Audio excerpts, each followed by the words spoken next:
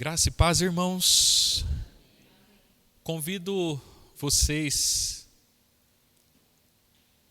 a pegarem a Bíblia, a abrirem na carta aos Hebreus. O estudo de hoje será focado em apenas uma carta, que é a carta aos Hebreus. Essa carta tem um caráter diferente de outras, que é o fato de só Deus saber quem escreveu Hebreus. Nós temos várias opiniões, várias conclusões, mas todas imperfeitas e com grande margem de erro acerca de quem escreveu essa maravilhosa obra. Existem aqueles que atribuem essa carta ao apóstolo Paulo. Essa foi uma opinião muito corrente entre alguns pais da igreja, na fase patrística da igreja, cristãos ali do 2º século, mais ou menos. Vários deles atribuíram essa carta a Paulo.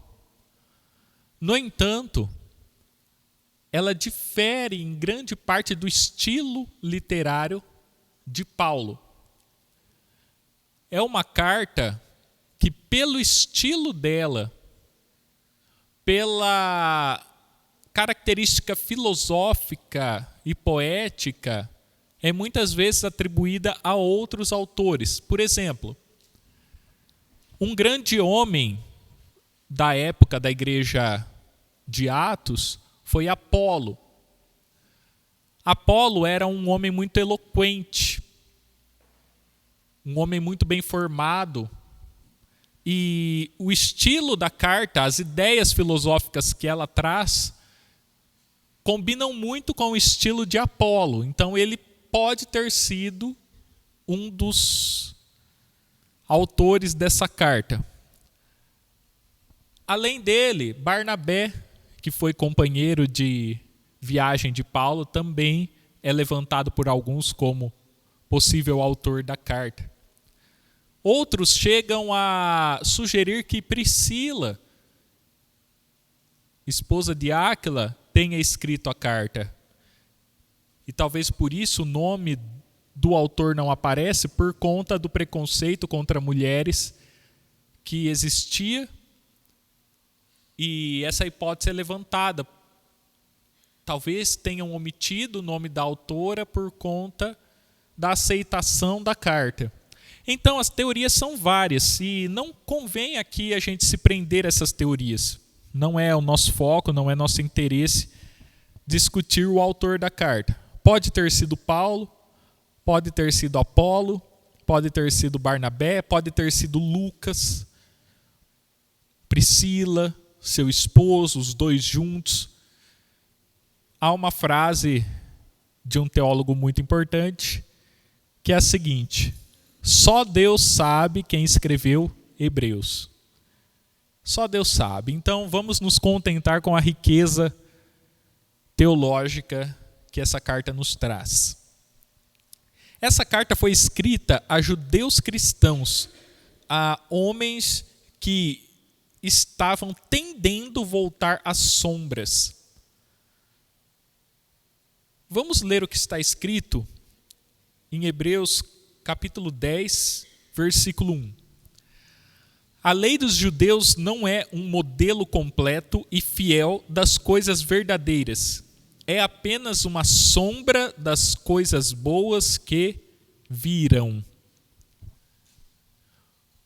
Quando os judeus cristãos manifestavam o desejo de retornar à lei, retornar às sombras, eles estavam agindo como aqueles que estavam antes dentro da caverna, viram a luz e talvez por estarem incomodados com a luz ou desconfortáveis com ela, preferem voltar para dentro da caverna.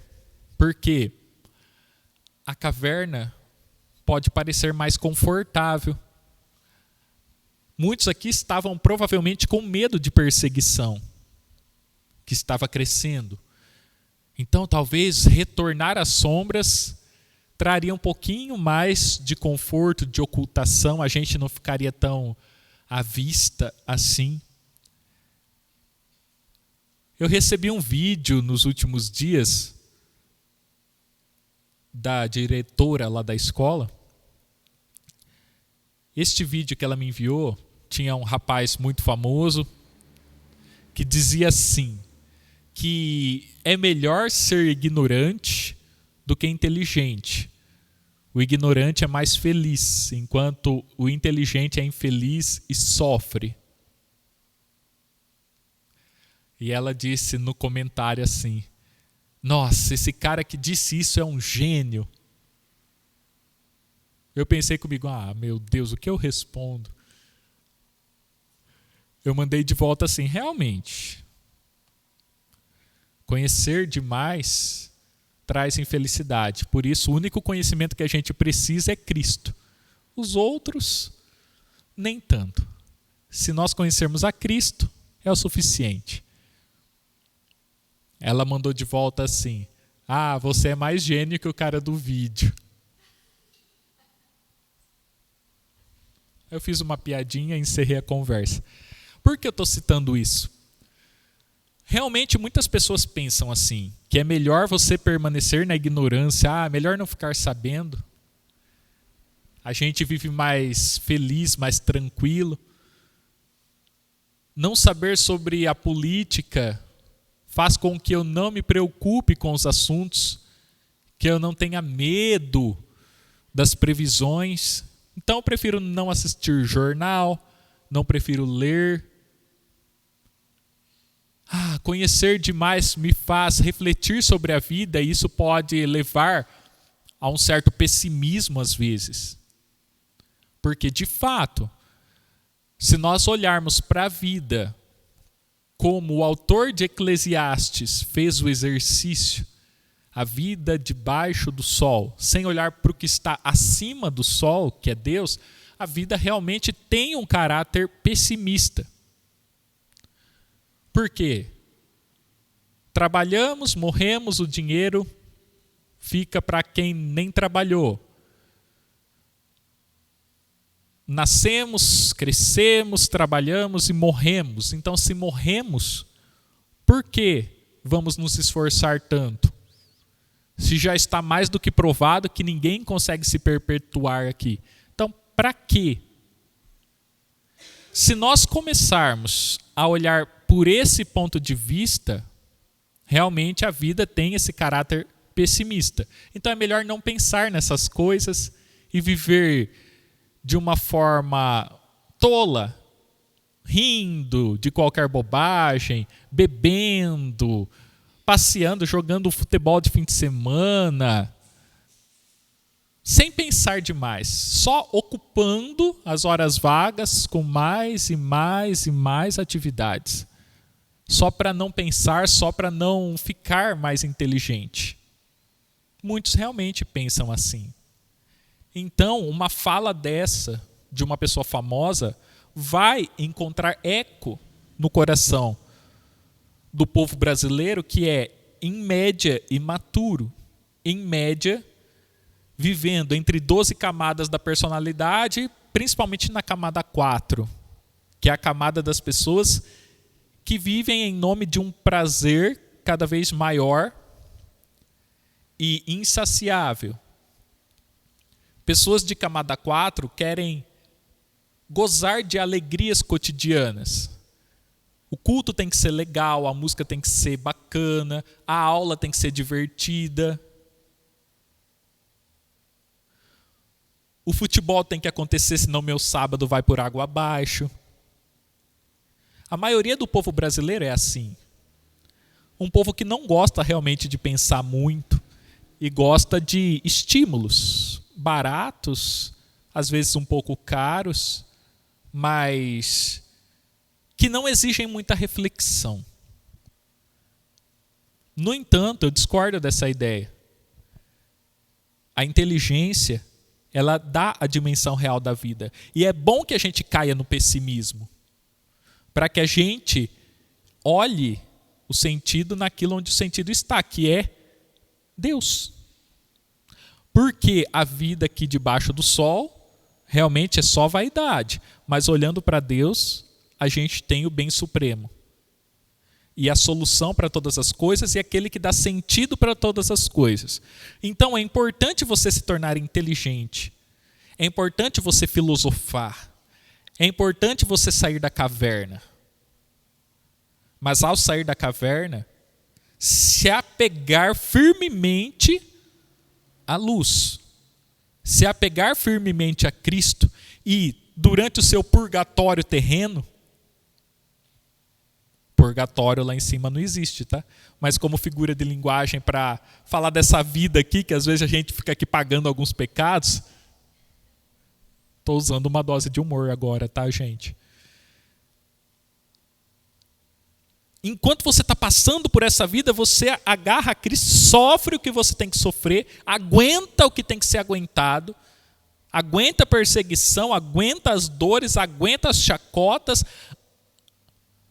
para você viver o seu galardão na glória depois. Só que os judeus cristãos dessa época estavam optando pelo videozinho do Felca. Estavam querendo voltar para a ignorância. Estavam achando que viver nas sombras é mais confortável, é melhor, é menos perigoso. Então é melhor não ficar aqui na luz porque está incomodando.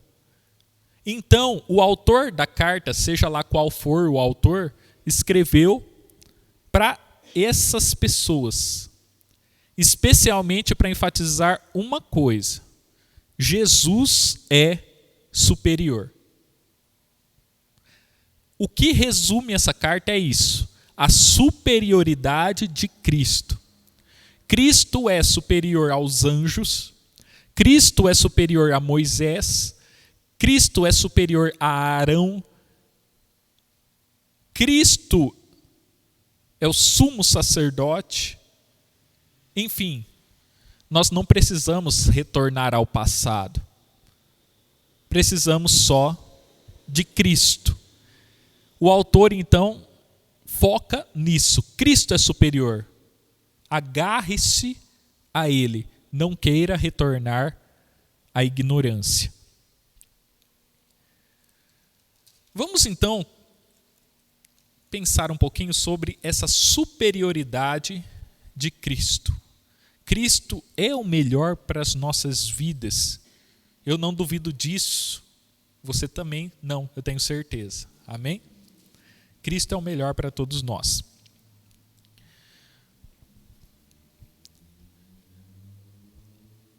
No começo da carta, o autor enfatiza que Cristo é superior aos profetas. Vamos ler o que está então no capítulo 1, versículo 1 em diante.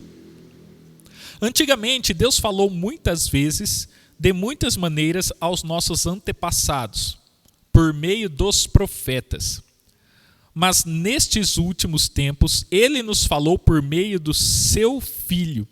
Foi por meio dele que Deus criou o universo, e ele foi escolhido por Deus para herdar todas as coisas. O Filho brilha com o brilho da glória de Deus, e é a perfeita semelhança do próprio Deus. Ele sustenta o universo com a sua palavra poderosa, e depois de ter purificado a humanidade dos seus pecados, sentou-se no céu, do lado direito de Deus, o Todo-Poderoso. Cristo é superior aos profetas. No Antigo Testamento, até João Batista, Deus levantou vários profetas para falar com o seu povo. Profetas eram pessoas que traziam uma mensagem de Deus. Ano passado nós estudamos todos os profetas da Bíblia. E ficou claro que nenhum profeta falava o que era do seu coração. O profeta falava o que Deus mandava falar. Todo profeta tinha o Espírito de Deus. Todo profeta tinha discernimento sobre as coisas do alto. Deus usava profetas, ele levantava profetas. Jesus, no entanto, é superior a todos os profetas.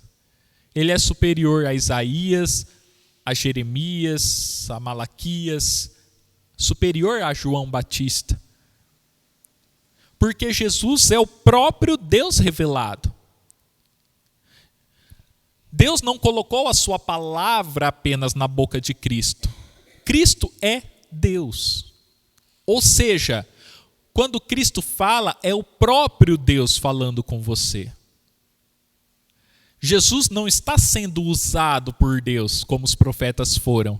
Ele é Deus. Deus em pessoa, falando com as pessoas, vivendo entre as pessoas, revelando a sua glória, deixando o seu brilho romper toda a treva, pela sua presença. Jesus falava, Jesus fazia milagres, Jesus incomodava o mundo das trevas, Jesus venceu o maligno. Ou seja, não temos dúvida que nenhum profeta do passado é superior a Cristo. Depois de esclarecer isso, ele fala também que Cristo é superior aos anjos. Nós vivemos em uma sociedade idólatra e que anseia por figuras rituais, por manifestações. É um povo carente, um povo desesperado para ver anjo, desesperado para ver algum mover acontecendo, e um povo que, mesmo sem ter a visão de seres espirituais, idolatram santos, idolatram pedaço de gesso. Se esse povo ver um anjo de fato, vai cair aos pés e adorar. O povo brasileiro idolatra o Padim Cisso no Nordeste. Se um anjo aparecer, se Miguel aparecer, esse povo vai adorar. Ou fará como a sociedade lá de Ló, Sodoma e Gomorra, quando os anjos apareceram, eles quiseram ter relações sexuais com os anjos. Eles eram tão pervertidos que eles queriam namorar com os anjos. Eu não duvido que o povo brasileiro fizesse a mesma coisa. Eu conheço gente que ficaria louca pelos anjos. Então, aqui em Hebreus, o autor escreve, a partir do versículo 4, sobre essa superioridade de Jesus em relação aos anjos. O Filho se tornou mais importante do que os anjos. E por isso Deus lhe deu um nome superior ao nome deles. Porque Deus nunca disse a nenhum dos seus anjos: você é meu filho, hoje eu me tornei o seu pai. E também não disse a nenhum anjo: eu serei o seu pai e você será o meu filho. Deus nunca chamou um anjo de filho. Então aqui nós já temos uma distinção enorme entre Cristo e os anjos. Quando Deus enviou ao mundo o seu primeiro filho, ele também disse que todos os anjos de Deus o adorem. Anjos não foram feitos para serem adorados. Anjos foram feitos para adorar. Os anjos cantam louvores a Deus. É aquilo que a gente fala através de canções. Junto com os anjos nós cantaremos. O anjo foi feito para dar louvor. E todo anjo decente de Deus não aceita adoração. Mas eu percebo que existem pessoas hoje que idolatram anjos. Há alguns vídeos circulando no TikTok, vídeos muito bem montados, inclusive, por IA, mas vídeos impactantes. Até salvei alguns. Onde nesses vídeos eles mostram a glória dos anjos. E até acrescentam para enganar alguns crentes nomes de anjos que não estão na Bíblia, mas estão em livros apócrifos, como o livro de Enoque ou coisa do tipo. Eu vejo muitos encantados com um anjo que dizem que chama Metatron. O Metatron, ele é lindo, maravilhoso, poderoso, e as pessoas encantadas nos comentários ali. Esse nome não é bíblico, tá? Se você se deparar com algum nome de anjo desse, não há base bíblica, apenas bases de tradição, bases da cabala judaica, bases de livros como o livro de Enoque, mas não base bíblica. Anjo foi feito para adorar a Deus, para servir a Deus e até para servir você. Anjos estão ao seu serviço. Eles guerreiam, eles protegem, eles têm uma função. Mas anjo não foi feito para ser adorado. Porém, a respeito do Filho, ele disse: o teu reino, ó Deus, vai durar para sempre. Tu governarás o teu povo com justiça. Tu amas o bem e odeias o mal. Foi por isso que Deus, o teu Deus, te escolheu e te deu a alegria de receber honra muito maior que a dos teus companheiros. Ele também disse: tu, Senhor, no princípio criaste a terra e com as tuas próprias mãos fizeste os céus. Ou seja, Jesus é criador. Jesus estava no ato da criação, ele é anterior aos anjos, porque ele criou os anjos. Eu não vou entrar agora no mistério da Trindade, mas Pai, Filho e Espírito Santo são um, são eternos, estão desde o princípio e antes que todas as coisas fossem criadas. Depois disso, o autor fala que Cristo é superior a Moisés e Arão, a partir do capítulo 3, versículo 1. Meus irmãos na fé, vocês que também foram chamados por Deus, olhem para Jesus, que Deus enviou para ser o grande sacerdote da fé que professamos, porque ele foi fiel a Deus, que o escolheu para este serviço, assim como Moisés foi fiel no seu trabalho em toda a casa de Deus. Quem constrói uma casa recebe mais honra do que a própria casa. Assim também, Jesus merece muito mais glória do que Moisés. Os judeus, eles adoravam Moisés, eles respeitavam muito a figura de Moisés. E o autor precisa esclarecer que Cristo é superior a Moisés. Moisés tinha uma importância, e tem até hoje para os judeus, muito grande. Ele tem para nós também, mas nós sabemos o lugar de Moisés. Os judeus estavam hipervalorizando Moisés, até acima de Cristo. É claro que cada casa é construída por alguém e Deus é o construtor de todas as coisas. E Moisés foi fiel no seu trabalho em toda a casa de Deus.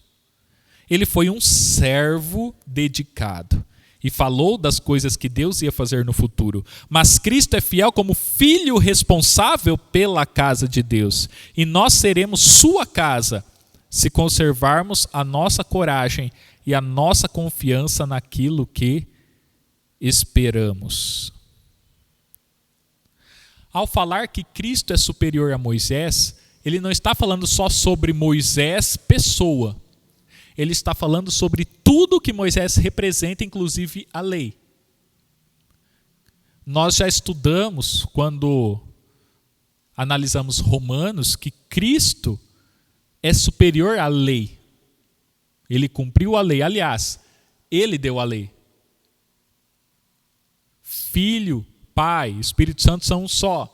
Deus deu a lei, Cristo deu a lei, Cristo cumpriu a lei. Ou seja, ele é superior a isso. A graça é superior à lei. A lei mostra que você é pecador. A lei diz, você está errado, você é imperfeito, você vai morrer. Mas a graça, ela dá o remédio para esse problema.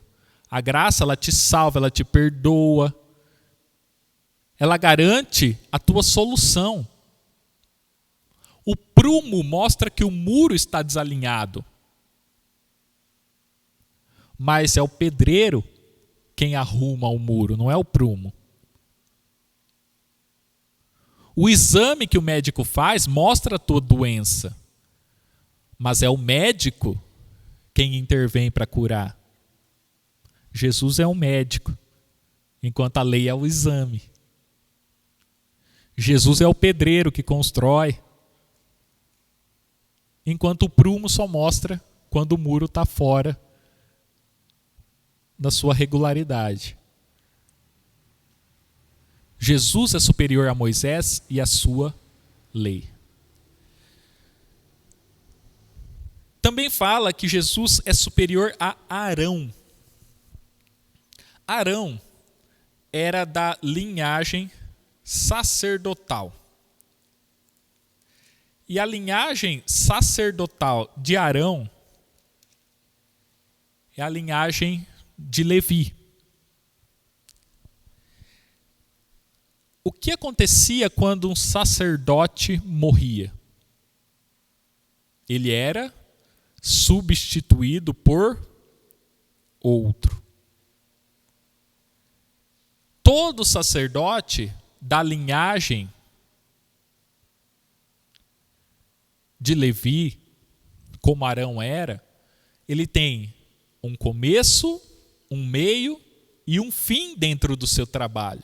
O trabalho do sacerdote, ele tem o início, o momento em que ele é chamado, escolhido, ele tem o seu trabalho e ele morre. E ele é substituído por outro. Assim foi Arão. Ele foi sacerdote por um tempo. Ele foi sacerdote por um momento. Mas Jesus Cristo, ele não é dessa ordem. E aqui, em Hebreus, o autor fala sobre a ordem de Melquisedeque. Vamos ler o que está escrito lá no capítulo 5.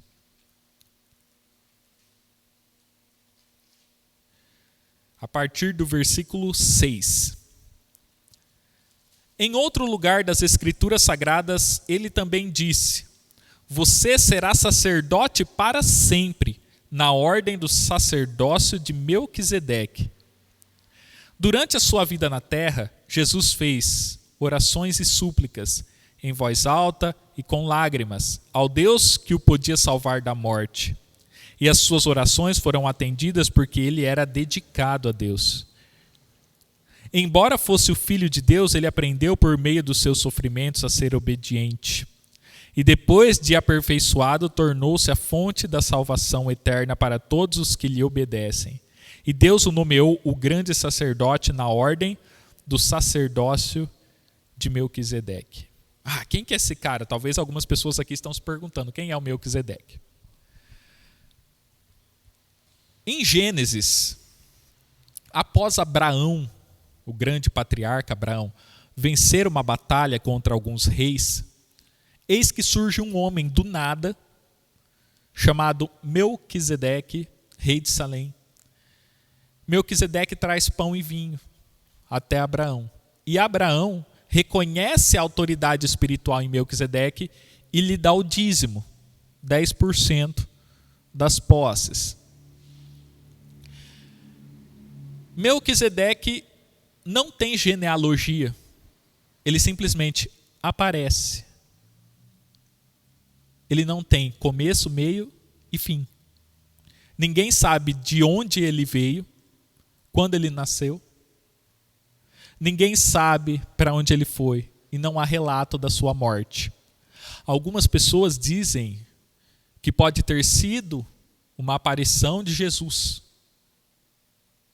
Podemos afirmar que é isso? Não. Mas é uma possibilidade que eu não descarto.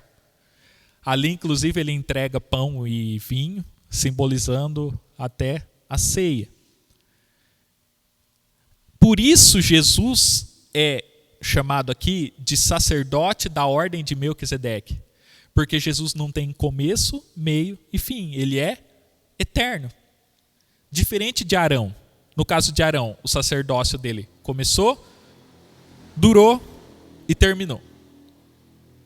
Jesus é sacerdote para sempre e sempre e sempre. Ele é sacerdote eterno. Seu sacerdócio não tem fim. Deu para entender bem? Assim como Melquisedeque, que ninguém sabe de onde veio, nem para onde foi, se ele nasceu ou se ele morreu. Nós sabemos que Jesus Cristo é o sumo sacerdote, porque ele ofereceu o sacrifício e ele era o próprio sacrifício. Ele fez tudo o que era necessário para a nossa salvação. Cristo é superior a qualquer outro sacerdote. A salvação que Cristo oferece é uma salvação superior. Vamos voltar ao capítulo 2, versículo 1. Por isso devemos prestar mais atenção nas verdades que temos ouvido, para não nos desviarmos delas.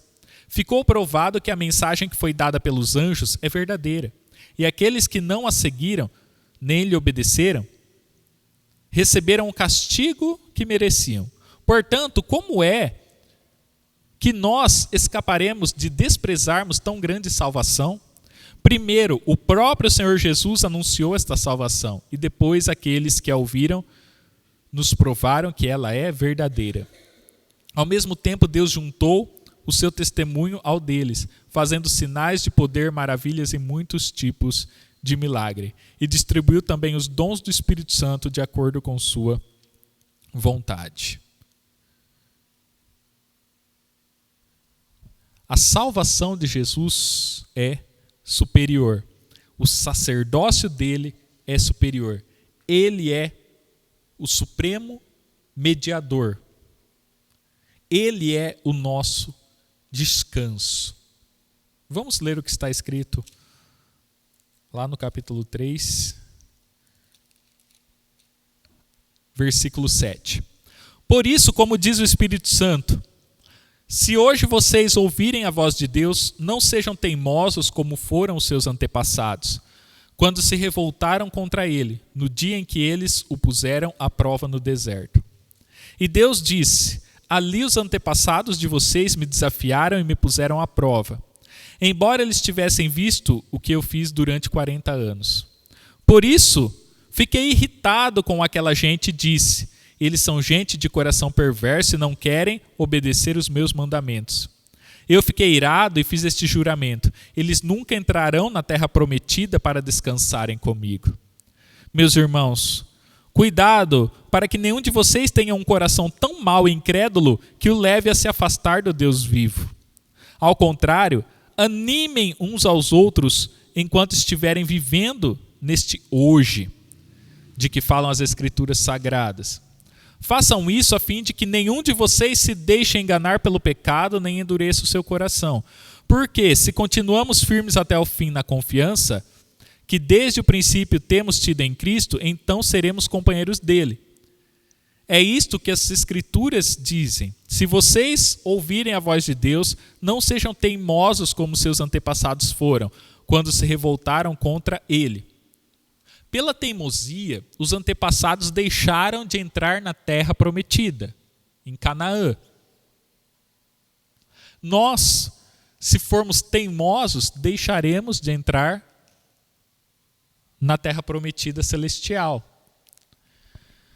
Quem foi que ouviu a voz de Deus e se revoltou contra ele? Foram todos os que Moisés tirou do Egito. Com quem foi que Deus se irritou durante 40 anos? Foi com os que pecaram e caíram mortos no deserto. E de quem é que Deus estava falando quando fez o juramento? Eles nunca entrarão na terra prometida para descansarem comigo. Estava falando dos que se revoltaram. Portanto, vemos que eles não puderam entrar na terra prometida porque não creram. Deus nos deixou a promessa de que podemos entrar e descansar com ele. Ou seja, aqui mostra que a promessa de descanso que Deus dá a nós é superior à promessa que foi feita lá atrás para o povo que saiu do Egito. Mas aquilo que nós temos lá atrás é um exemplo do que acontecerá conosco espiritualmente falando. Deus deu a você a promessa do descanso. Se você não crer, for teimoso, acontecerá com você o mesmo que aconteceu com o povo que não entrou na terra, que caiu morto no deserto. Você quer terminar sua vida morrendo no deserto? Torrado ali pelo sol? Ou pelo frio da noite?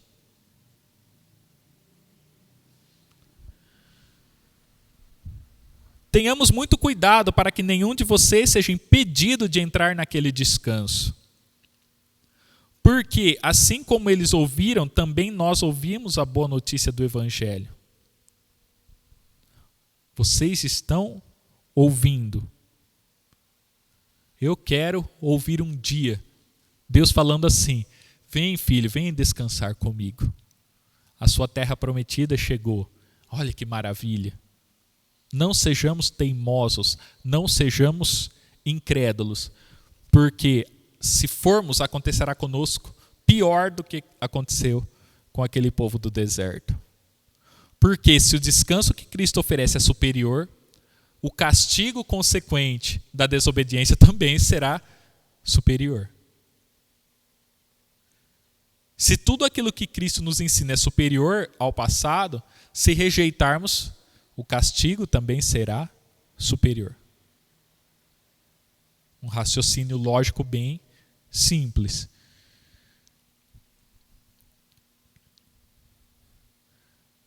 Depois de falar sobre essa superioridade de Cristo, e acredito que isso está claro para nós, Cristo é superior aos anjos, aos profetas, ao descanso que foi oferecido lá ao povo que saiu do Egito, ele é o sacerdote superior. Depois de falar sobre isso, nós temos uma exposição da fé cristã, a partir do capítulo 10.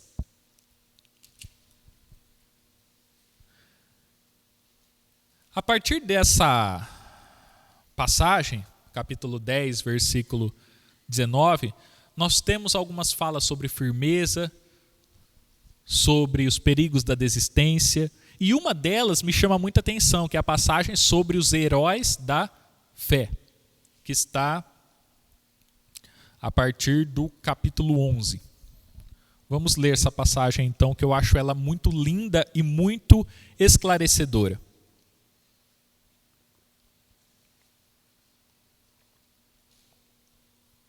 Aliás, o livro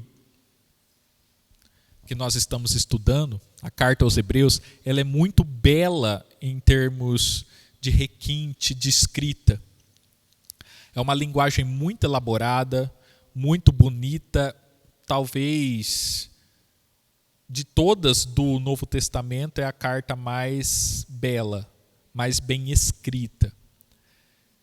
E essa passagem dos heróis da fé é uma das que mais me chama a atenção. Diz assim: a fé é a certeza de que vamos receber as coisas que esperamos e a prova de que existem coisas que não vemos. Foi pela fé que as pessoas do passado conseguiram a aprovação de Deus. É pela fé que entendemos que o universo foi criado pela palavra de Deus e que aquilo que pode ser visto foi feito do que não se vê. Foi pela fé que Abel ofereceu a Deus um sacrifício melhor que o de Caim. Pela fé, ele conseguiu a aprovação de Deus como homem correto, tendo o próprio Deus aprovado as suas ofertas. Por meio da sua fé, Abel, mesmo depois de morto, ainda fala. A fé livrou Enoque de morrer, pois ele foi levado para Deus e ninguém o encontrou, porque Deus mesmo o havia levado. As Escrituras dizem que antes disso ele já havia agradado a Deus. Sem fé, ninguém pode agradar a Deus, porque quem vai a Deus precisa crer que ele existe e que recompensa os que procuram. Foi pela fé que Noé ouviu os avisos de Deus sobre as coisas que iam acontecer e que não podiam ser vistas. Noé obedeceu a Deus e construiu uma arca, em que ele e a sua família foram salvos. Assim, ele condenou o mundo e recebeu de Deus a aprovação que vem por meio da fé. Foi pela fé que Abraão, ao ser chamado por Deus, obedeceu e saiu para uma terra que Deus lhe prometeu dar. Ele deixou o seu próprio país sem saber para onde ia. Pela fé, ele morou como estrangeiro na terra que Deus lhe havia prometido. Viveu em barracas como Isaque e Jacó, que tinham recebido a mesma promessa de Deus, porque Abraão esperava a cidade que Deus planejou e construiu, a cidade que tem alicerces que não podem ser destruídos. Na sequência, o autor cita também Isaque, Jacó, José, cita os pais de Moisés,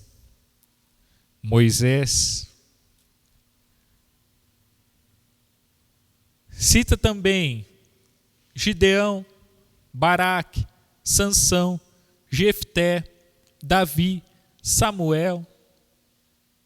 E até nessa passagem ele diz assim: o que mais posso dizer?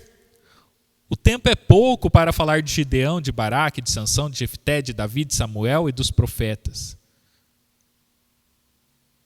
Todos esses foram heróis da fé. Ou seja, lá no passado a pessoa não era salva pela lei e agora salva pela graça mediante a fé. A salvação sempre foi mediante a fé. Percebam que aqui o autor volta à família de Adão. Desde o começo, todos foram salvos pela graça mediante a fé. Essas pessoas foram salvas porque creram. Noé só construiu a arca porque creu, e foi salvo porque creu, e salvou sua família porque creu. O pastor fez a analogia entre Noé e a salvação nos dias de hoje, domingo. E é isso, até hoje, é assim que funciona. Quer ser salvo, confie em Deus. Aqui está claro que não existe essa separação que as pessoas fazem entre lei e graça. Não existe. Existe na cabeça de um bando de gente pequena que não entende. Deus é o mesmo Deus do Antigo Testamento, do Novo Testamento. Jesus Cristo é a razão e a explicação para todos os livros da Bíblia, para todas as épocas, e Ele é o caminho da salvação para todos os seres humanos da história. Esses que creram antes foram salvos por Jesus. Porque eles só estão na glória hoje porque Jesus morreu por eles. A morte de Cristo não é uma morte que tem efeito apenas depois que ele morre para frente. Ela redime tudo. Tudo. Nosso Deus é um Deus de eternidade e não está preso a um tempo. Depois disso, de falar sobre Jesus como esse modelo, de falar sobre a disciplina divina, nós temos a partir do verso 12, do capítulo 12, até o final, algumas falas sobre a conduta do crente, a conduta consequente daquele que é cristão. Vamos ler alguns trechos para nós encerrarmos então. Portanto, levantem as suas mãos cansadas e fortaleçam os joelhos fracos. Andem por caminhos aplanados, para que o pé aleijado não manque, mas seja curado. Procurem ter paz com todos e se esforcem para viver uma vida completamente dedicada ao Senhor, pois sem isso ninguém o verá. Tomem cuidado para que ninguém abandone a graça de Deus. Cuidado para que ninguém se torne como uma planta amarga que cresce e prejudica muita gente com o seu veneno. E tomem cuidado também para que ninguém se torne imoral ou sem respeito pelas coisas sagradas, como Esaú, que por causa de um prato de comida vendeu seus direitos de filho mais velho. Como vocês sabem, depois ele quis receber a bênção do seu pai. mas foi rejeitado porque não encontrou um modo de mudar o que havia feito, embora procurasse fazer isto até mesmo com lágrimas. Vocês não chegaram como o povo de Israel chegou para perto de alguma coisa que se pode tocar, como o Monte Sinai, com seu fogo abrasador, a escuridão e as trevas, a tempestade, o barulho da trombeta e o som de uma voz. Quando o povo ouviu a voz, pediu que ela não dissesse mais nada, pois eles não podiam suportar a ordem que dizia: até um animal, se tocar um monte, será morto a pedradas. O que estavam vendo era tão terrível que Moisés disse: estou tremendo de medo. Ao contrário, vocês chegaram ao Monte Sião e à cidade do Deus vivo, a Jerusalém celestial, com seus milhares de anjos. Vocês chegaram à reunião alegre dos filhos mais velhos de Deus, isto é, daqueles que têm os seus nomes escritos no céu. Vocês chegaram até Deus, que é o juiz de todos, e aos espíritos dos que são corretos e que se tornam perfeitos. Vocês chegaram até Jesus, que fez o novo acordo e que espalhou o sangue que fala das coisas muito melhores do que o sangue de Abel. Portanto, tenham cuidado e não recusem ouvir quem fala. A partir do capítulo 13. Continuem a amar uns aos outros como irmãos em Cristo. Não deixem de ser hospitaleiros, pois alguns, sendo hospitaleiros, sem saberem, recebem anjos. Lembrem-se dos presos, como se vocês estivessem na prisão com eles. Lembrem-se dos que estão sofrendo, como se vocês estivessem sofrendo com eles. Que o casamento seja respeitado por todos, e que os maridos e as mulheres sejam fiéis uns aos outros.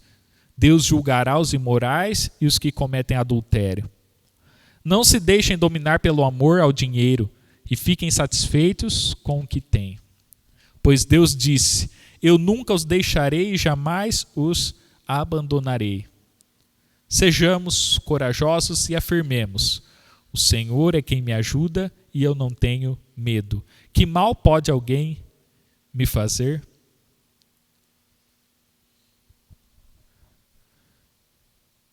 Nós cristãos, por estarmos com Cristo e Cristo ser superior, nós precisamos buscar essas coisas que são superiores, uma conduta superior, um reflexo na terra superior àquilo que o mundo oferece.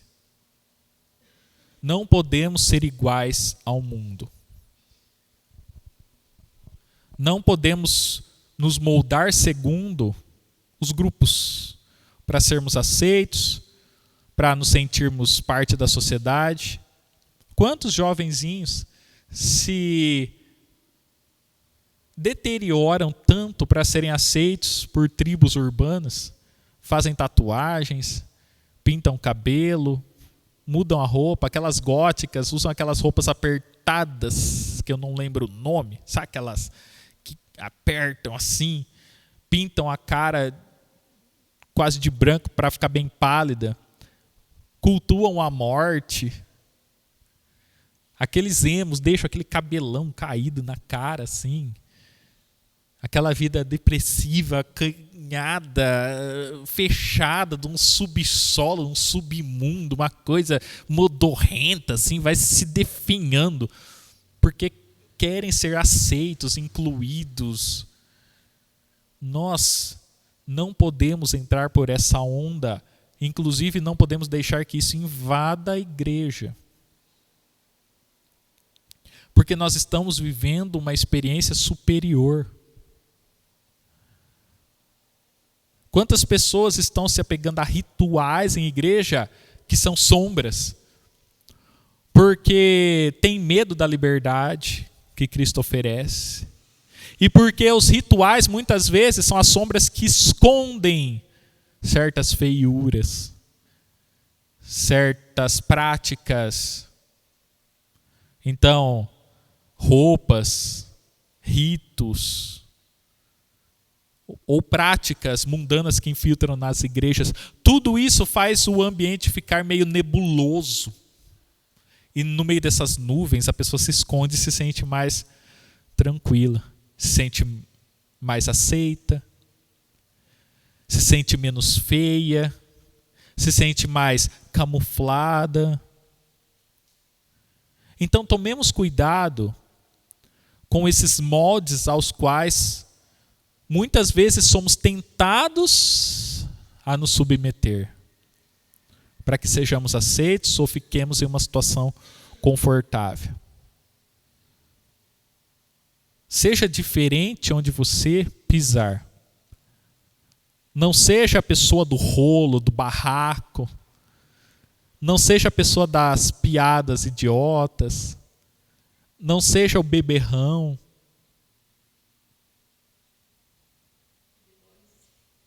Não vá jogar lá o futebolzinho no final de semana e entrar no meio das piadas. Às vezes, como tem algumas pessoas que eu conheço que fazem isso, é melhor você ficar sentado meio isolado enquanto não começa o jogo. Lá onde eu jogo tem alguns que fazem isso. Não sei se é por isso, mas querendo ou não fazer assim, acabam acertando. Algumas pessoas ficam sentadas meio longe, não entram ali no núcleo da conversa, da chocarrice, da falação, porque ali o povo começa a falar de travesti, do bar da Valentina, e de chifre, porque eu pegaria, hein, e tal, e bebe aqui, bebe lá, dá aí a sua cerveja, para não ter que pagar a cerveja, toma a cerveja do outro, e vira aquele bololô, aquela coisa. Tem uns que ficam sentados mais de longe e só vem ali a hora do jogo. Não sei se é por isso, mas é melhor assim. E se estiver ali, exatamente, longe da tentação. E se você estiver ali e se sentir capaz de se manter numa postura, tudo bem. Mas se ficar perto, seja referência. Seja uma pessoa respeitável. Não é para ficar ali bancando fariseu ou apontando. Misericórdia, não fala isso. Simplesmente fica na sua. Quando puder introduzir um assunto legal, introduz. Quando perceber que a coisa está ficando feia, fica na sua ou se afasta. E assim vai. Não queira exagerar para mais, porque o vício está no desleixo, mas está no excesso de arrumação. Você não se arrumar vai te fazer ficar feio, despenteado, fedido. Mas querer ser limpinho demais para mostrar para os outros te faz cair no outro vício, no vício do excesso. Então, se você estiver ali, também não fique lá julgando, apontando o dedo, não. Ame aquelas pessoas. Respeite aquelas pessoas e se dê o respeito no meio delas. Então aqui o autor aos Hebreus fala sobre isso. Seja hospitaleiro, receba bem as pessoas, acolha bem. Quando nós estudarmos a terceira carta de João, a gente vai falar sobre a hospitalidade. Estava tendo um problema numa igreja lá que tinha alguns que não queriam aceitar alguns cristãos que vinham de fora. A hospitalidade é importante, receber bem, acolher pessoas, fazer as pessoas se sentirem bem no seu meio. Dar o acolhimento que o mundo nega ou que o mundo oferece a duras penas, em troca de você se tornar um idiota. A igreja não, a igreja ama, abraça e quer ver a pessoa viver o superior. Seja empático. Coloque-se no lugar do outro na medida do possível. Seja desapegado, não ame o dinheiro acima das coisas. Porque nós servimos a um Cristo que é superior aos anjos, aos profetas, à lei, a todo sacerdote que veio antes dele. Se servimos a um Deus superior a tudo, vivamos o superior de Deus. Amém?